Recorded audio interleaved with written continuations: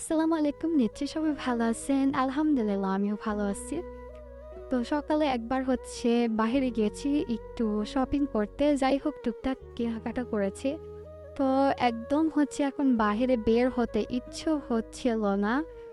ওই যে বান্ধবী আছে, বান্ধবীরা বলতেছে জোর করে বের হতে হবে। যাই হোক তো ভাবলাম ওরা বলতেছে অনুষ্ঠান আছে, তো ভাবলাম ঘুরে আসি। কিন্তু এসে দেখি শুধু এইসব বাচ্চাদের খেলনা নিয়ে বসছে। তো আমার কাছে একদমই ভালো লাগে না, এগুলো বাচ্চাদের জিনিস। আর এখানে থাকতে আমার একদমই ভালো লাগে না। তো ওদেরকে বলতেছি চলো আমরা এবার চলে যাই। তো এখানে আমি মাত্র 10 মিনিট ছিলাম, এর বেশি ছিলাম না। তারপর আমরা একটা পার্কে চলে আসছি। তারপর কফি খেলাম। তো ভাবলাম আপনাদের সাথেও একটু কিছু শেয়ার করে। আর এখন ইতালির ওয়েদার একদমই খারাপ। একসময় গরম, একসময় ঠান্ডা। আর এই ওয়েদারে আমার অলরেডি ঠান্ডা লেগে গেছে। আর আমার যেহেতু অ্যালার্জির সমস্যা আছে, তো একটু বাতাস বা একটু গরম হলেই ঠান্ডা লেগে যায়।